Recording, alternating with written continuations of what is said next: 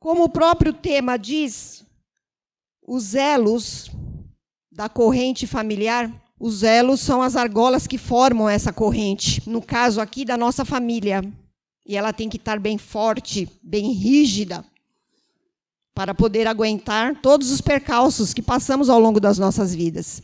E é isso que nós vamos hoje meditar aqui na palavra do Senhor, o que Ele tem para nós, né? Qual é o esforço que temos que fazer, o que temos que prestar atenção para que esta corrente não se quebre e fique cada vez mais forte, mesmo em meio às situações adversas nas nossas vidas.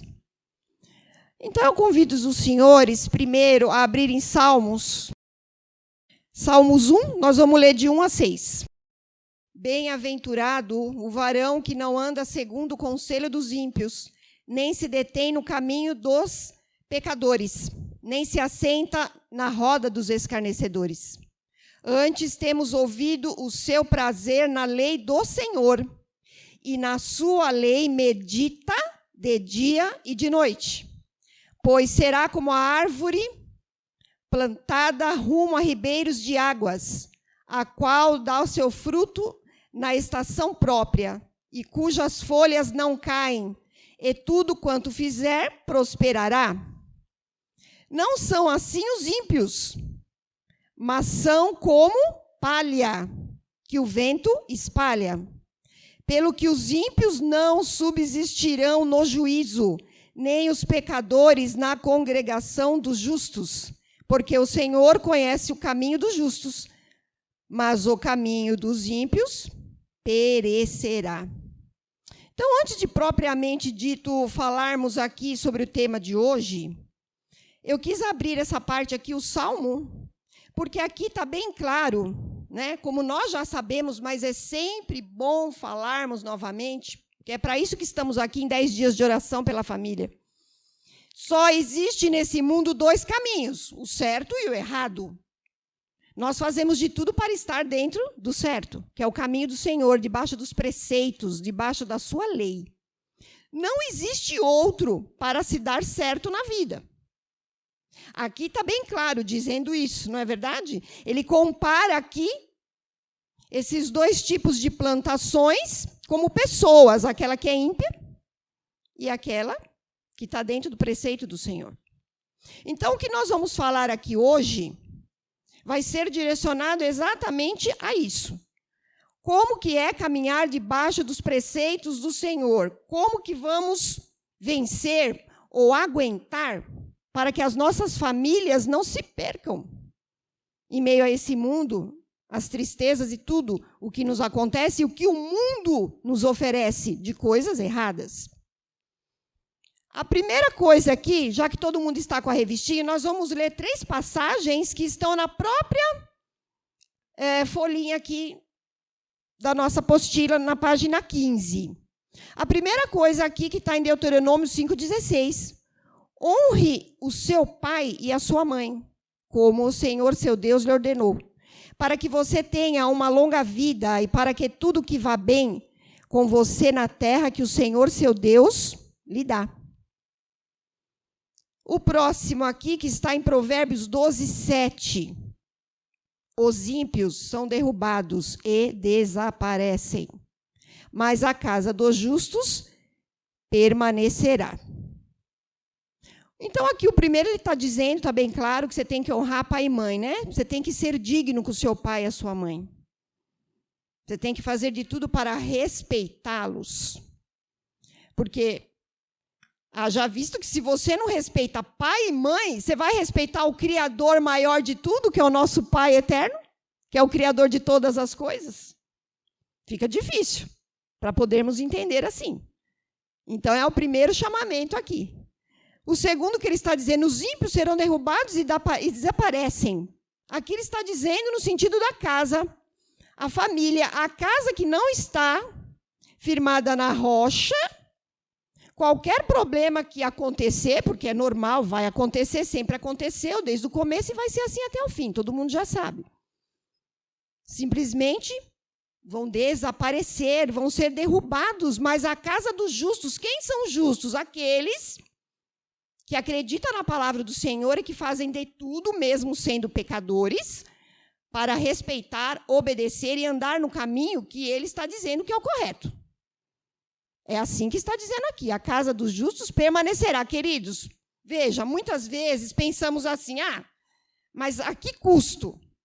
Vai permanecer como? Eu triste, infeliz, com problema? Porque a gente reclama demais. Mas nada é perfeito. A palavra também diz isso, não é verdade? Que teríamos muitas aflições, mas que temos que ter bom ânimo, porque o Senhor Jesus passou por tudo e venceu o mundo por nós, para nós. Então, temos que ficar atentos nisso também, né? São coisas até, parece que corriqueira, que nós cristãos, né, que estamos na congregação, estamos ouvindo o tempo todo isso, né? Nas pregações. Mas nós temos que nos atentar para isso. Porque, às vezes, por causa de uma palavra mal interpretada, ou então você vai abrir a palavra do Senhor, você vai ler, você não vai meditar, porque aqui no Salmo está bem claro que você tem que meditar. Medita de dia e de noite. Porque, queridos, não há como aguentar se você não for procurar nas Escrituras o refrigério na alma que o Senhor tem para nos dar. Não vamos aguentar. Esses elos da nossa corrente familiar vão ficar frouxos e, pior, podem arrebentar. E é isso que nós vamos meditar hoje aqui. O último aqui, 1 Timóteo 5,8, que está no último parágrafo dessa folha 15. Se alguém não tem cuidado dos seus e, especialmente, dos da própria casa, esse negou a fé e é pior do que o descrente. Veja, somos cristãos, vamos fazer a obra e a missão. Como é bom poder ajudar, é lindo, maravilhoso, o Senhor Jesus fica feliz. Porém, nós sabemos que, às vezes, deixamos os nossos em casa para socorrer os de fora e não prestamos atenção naqueles que estão em casa. Isso não agrada ao Senhor. Está bem claro na palavra. Isso não agrada. Não adianta você, muitas vezes, fazer bonitinho lá fora, porque o Senhor conhece teu coração. Você está fazendo, todo mundo está vendo que é bonitinho. Porém, dentro de casa não é assim que está tocando a banda, como se diz. Nisso que temos que nos atentar. E aí está dizendo que esse que faz isso, que não colabora em casa, que não espelha a luz de Cristo em casa, mas faz fora, é pior do que o descrente. É como se ele estivesse negando a fé. Veja, o descrente, ele não acredita em nada. Ele não tem que seguir preceito e nem mandamento de nada. Ele não acredita em nada, ele é ímpio. Muitas vezes é até ateu mesmo. Ele não é obrigado a seguir nada. Agora, imagina, olha a comparação que temos para nós essa noite. Se você não está fazendo o que o Senhor está mandando dentro da tua casa, mas está lá fora cumprindo a missão pela metade, porque dentro de casa você não está fazendo. A palavra é clara, você é pior do que o descrente, porque o descrente não é hipócrita. Ele fala com a boca bem cheia, não creio. É simples, ele não crê. Então, ele não tem que fazer nada do que está escrito nas leis do Senhor. Agora, nós não. Nós temos que cumprir e espelhar a luz de Cristo. Então, ficou claro essa primeira parte aqui. Nós temos que obedecer, na verdade, às leis, né? As leis que são as instruções para a nossa vida.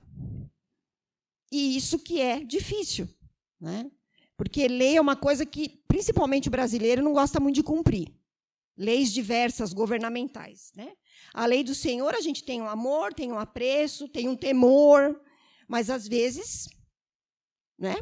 Mas faz parte da vida. É por isso que temos que estudar e ouvir a palavra, para nos atentarmos nisso.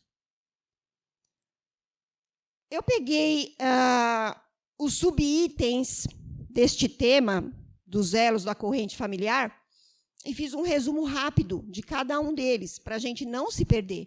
Então, o primeiro aqui diz assim: Deus é a fonte do relacionamento saudável.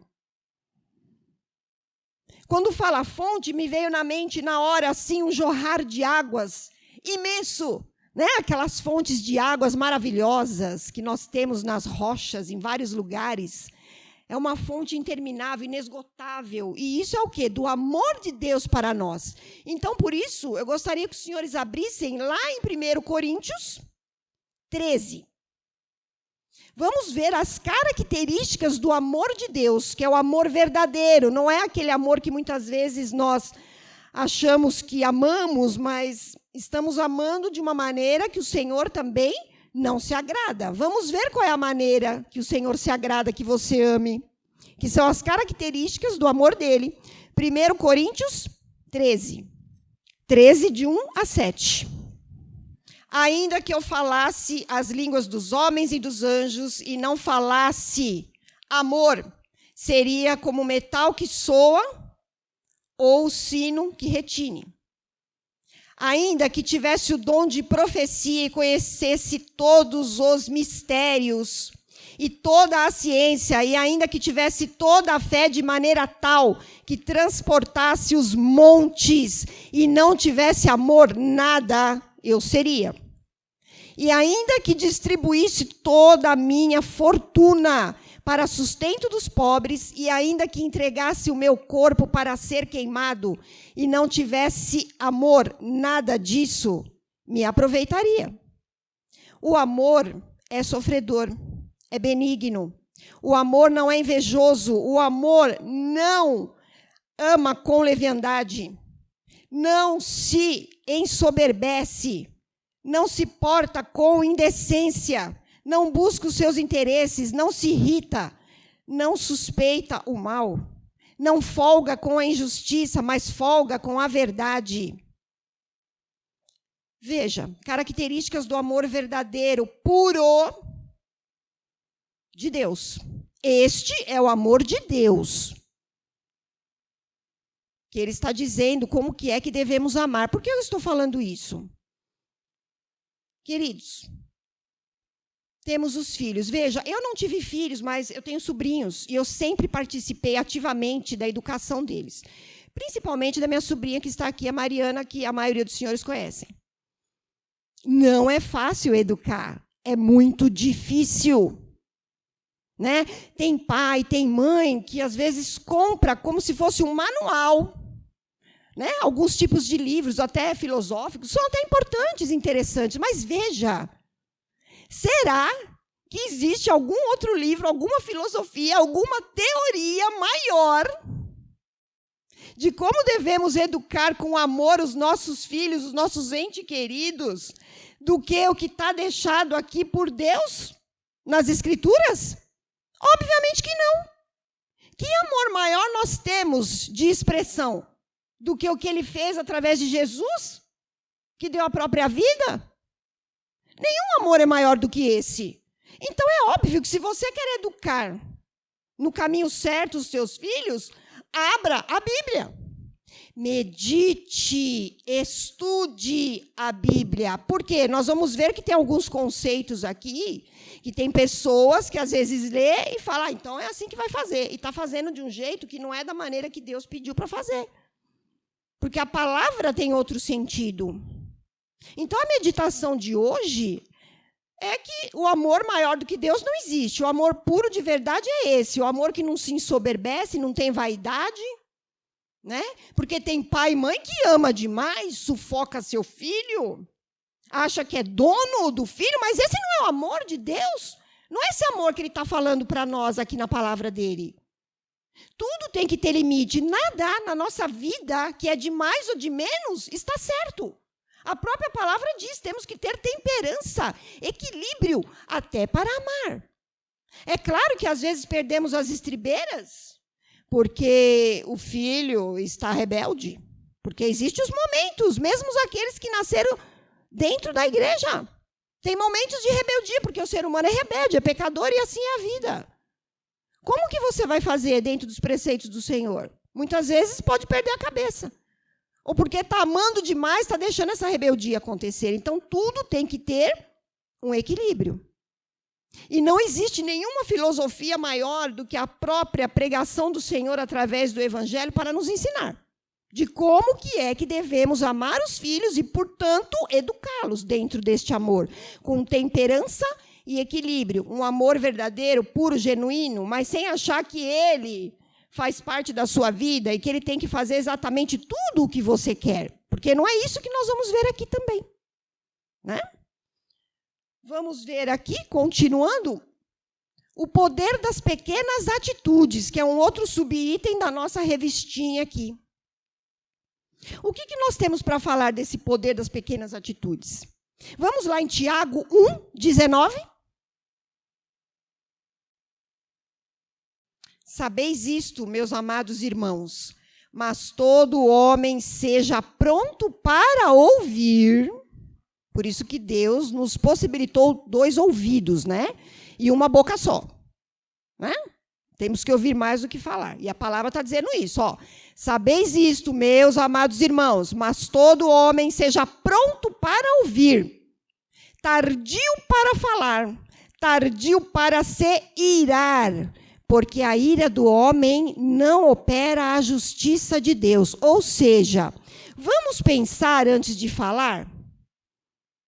Está lá você, seu marido, ou no meu caso, eu, minha mãe, minha sobrinha, a minha irmã, que às vezes estão em casa, ou até mesmo com o gatinho, né? O nosso bichinho de estimação, que às vezes a gente se irrita por causa do animalzinho, acaba brigando com o marido, com o filho, né? Tem essas coisas. Você não limpou lá as coisinhas que ele fez, aí começa a turbulência em casa, porque nós estamos falando aqui de como que é a corrente familiar. Temos que pôr tudo que faz parte da nossa família. Os bichinhos de estimação também fazem.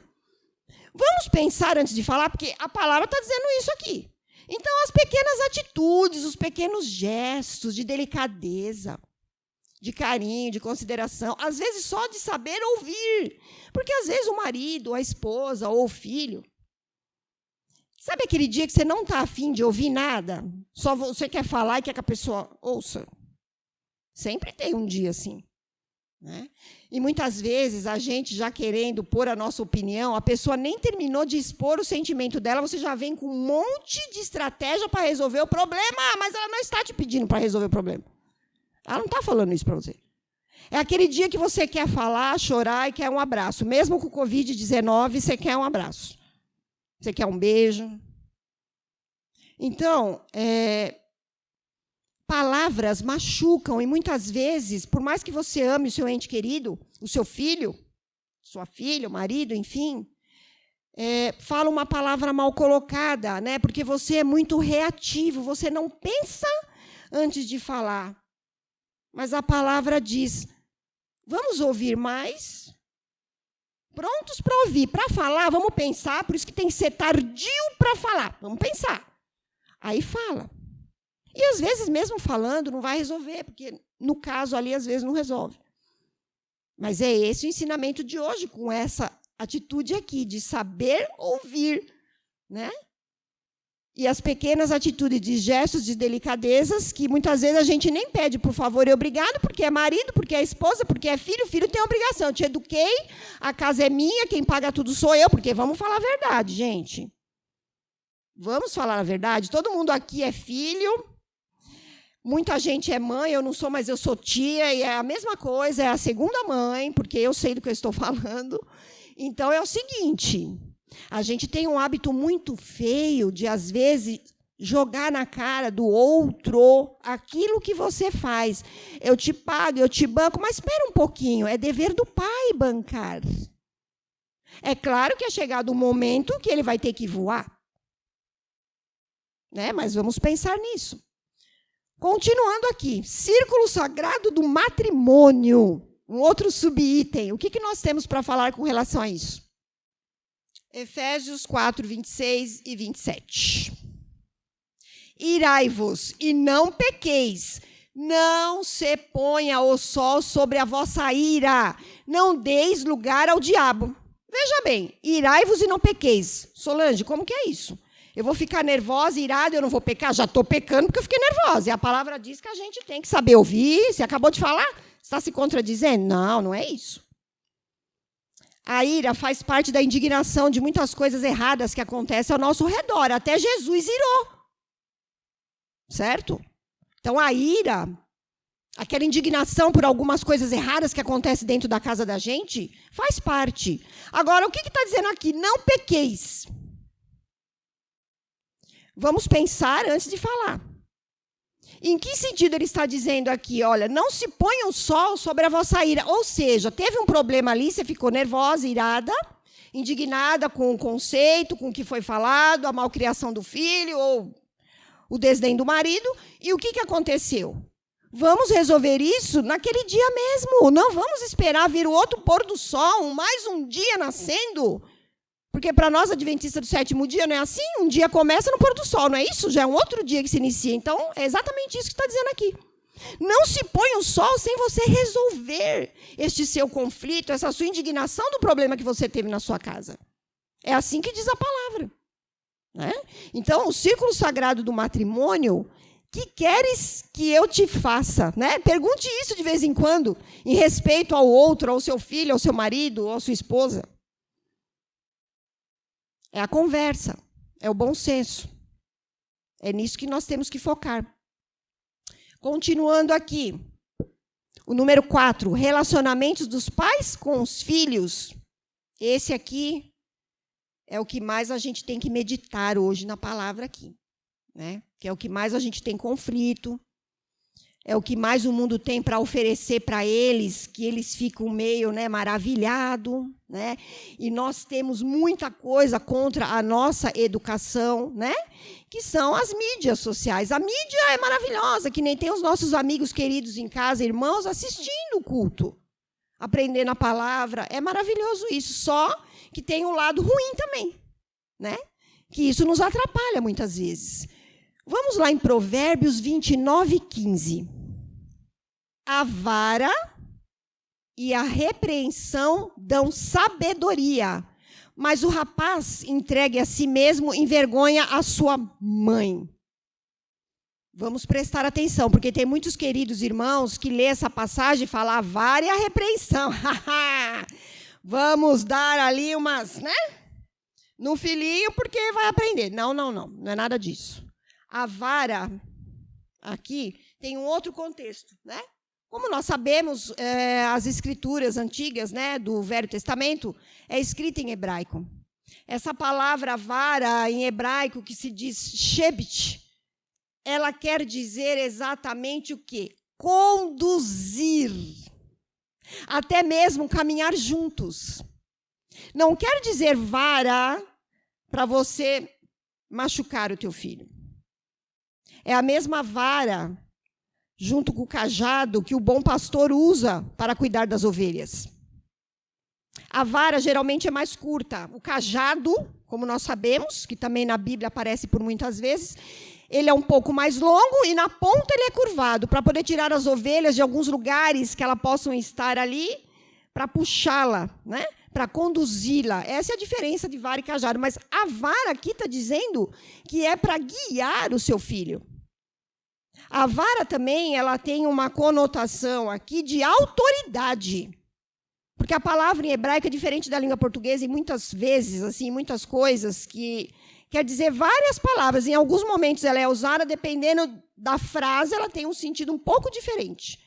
Nesse daqui é exatamente isso. Orientar, caminhar junto, guiar. É a autoridade. O pai tem que ter autoridade para o filho, né? Mesmo porque o judeu, de um modo geral, ele não aceita surras, tapas, coisas do tipo que possa machucar o corpo do seu filho. Eles seguem à risca a Torá, que são os ensinamentos sagrados de como fazer. Então, a vara é nesse sentido aqui. Até no Salmo 23, a vara e o cajado me consolam, né? Que está no Salmo 23. É a mesma coisa, é para guiar, é autoridade. Não é para machucar ninguém. Então, tem irmãos que pegam essa parte aqui e acham que tem que punir o filho. Não é nada disso. Não é assim. Né? Quando isso acontece, você perdeu o seu equilíbrio. E isso não vai agradar a Deus.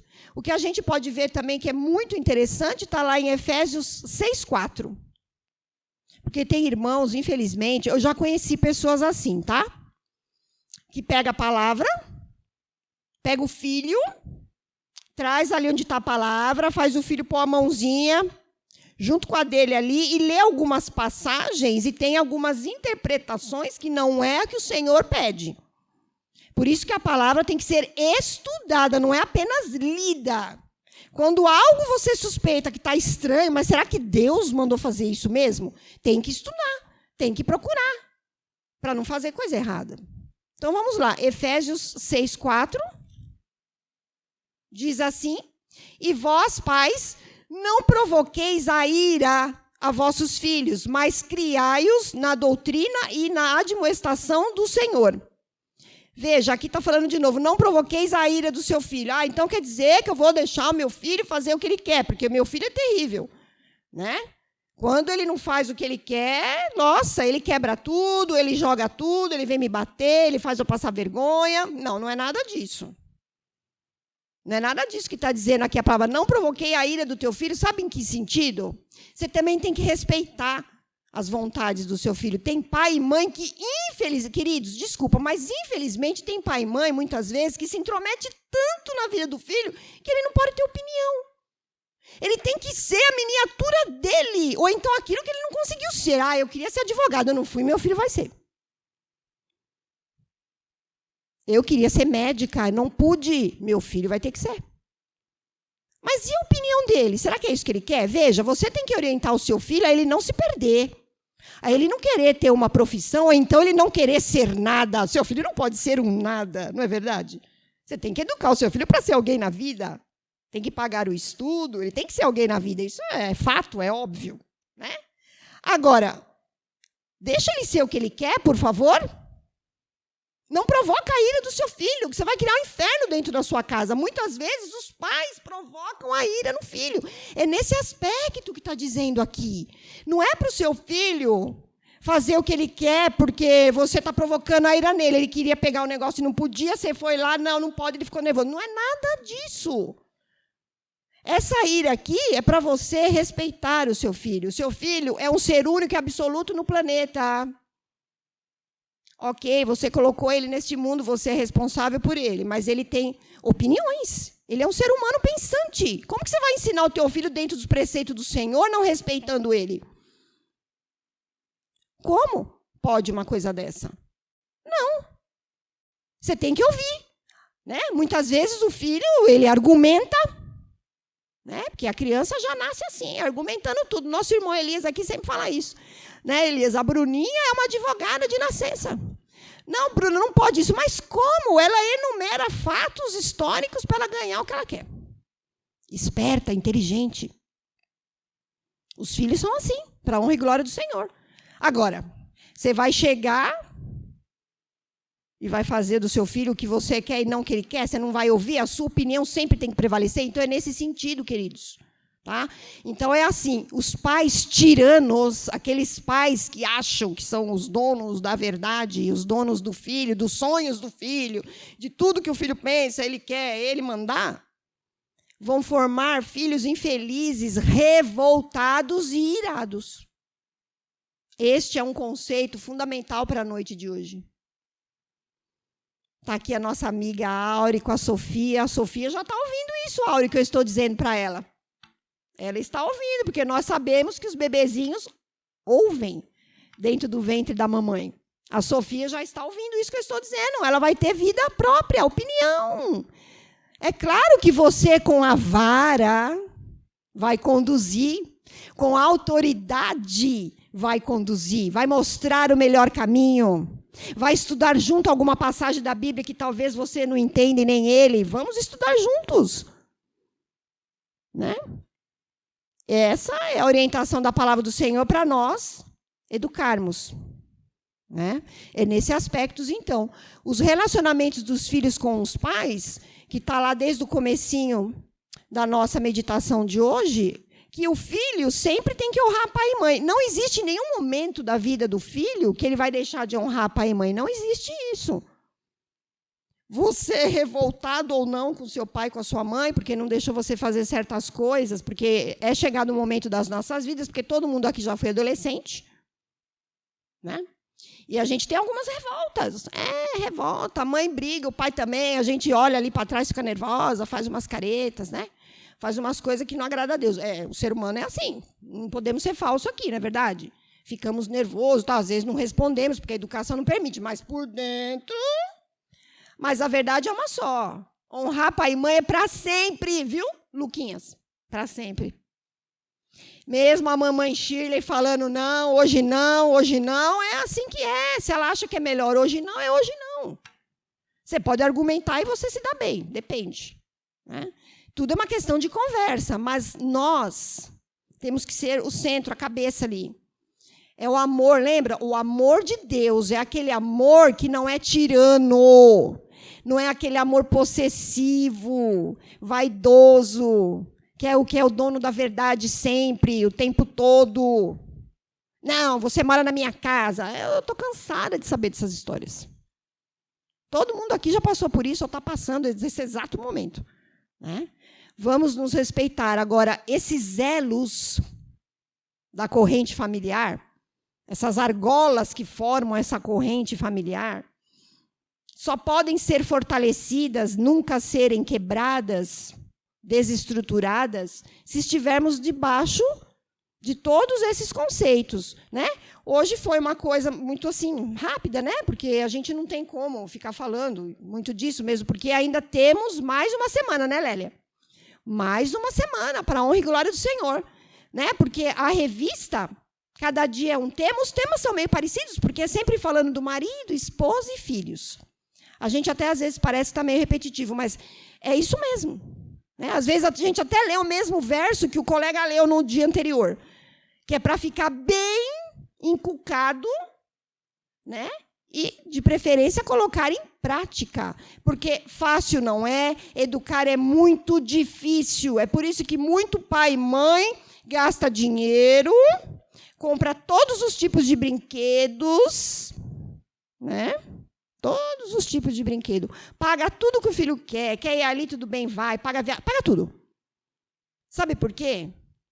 Porque falar não várias vezes cansa. E eu nem sou mãe de verdade, eu sou tia, madrinha, segunda mãe. E eu nessa condição, em segundo plano, é cansativo. Você imagina a mãe, minha irmã que está no primeiro plano, ou a minha cunhada que está no primeiro plano. É muito difícil educar. Enquanto você, professora, numa escola dando aula, né, para os professores presentes aqui como eu, você está ali, você entra da sua matéria, você vai cobrar uma prova de 0 a 10, você vai ver se o aluno é apto ou não. Ah, não conseguiu? Vamos dar de novo a matéria para ele, explicar, tirar dúvida. Em casa não é assim. A prova é para nós, queridos.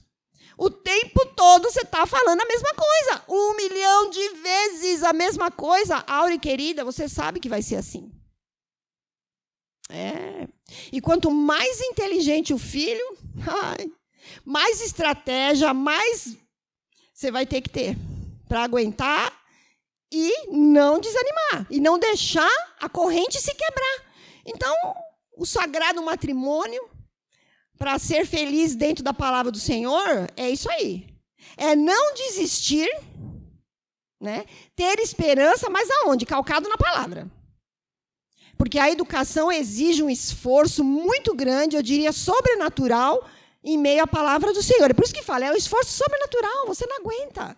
Porque se você não estiver debaixo aqui dos conceitos de Deus, você vai se desesperar, vai entregar, deixa para a vida. Vai para o mundão, não estou aguentando mais. Vai, deixa quebrar a cara. Às vezes deixa quebrar a cara. Entende? Mas não é isso que Deus quer para que nós façamos com os nossos queridos. Não é isso. E o que é pior, né? Às vezes tem pai e mãe que põe o filho contra. Chega para o filho, põe o filho contra o pai. Ou então a mãe põe o filho... Você entende? Põe o filho no meio da história, né? O filho que é o elo maior de amor acaba o pivô da história. Pega o filho ali... Põe o filho contra o pai, ou vice-versa. Para ficar do lado, para ajudar. Tudo errado, né, queridos? A palavra nos ensinou hoje que não é assim. Sabedoria, equilíbrio, né? Debaixo dos preceitos de Deus.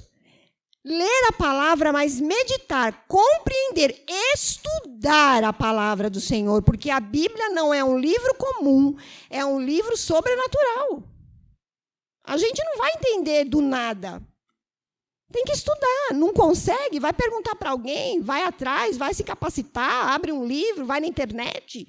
Procura. Será que é isso mesmo que Deus está mandando eu fazer? Mas eu não posso deixar meu filho irar? O que é isso? Então, o meu filho vai ficar nervoso, eu vou deixar ele fazer o que ele quiser? Percebe? Temos que compreender a palavra do Senhor. Prestar atenção nas vírgulas, porque às vezes uma vírgula no lugar errado dá o entendimento contrário do que você tem que fazer também. Então, essa é a orientação de hoje, meus queridos.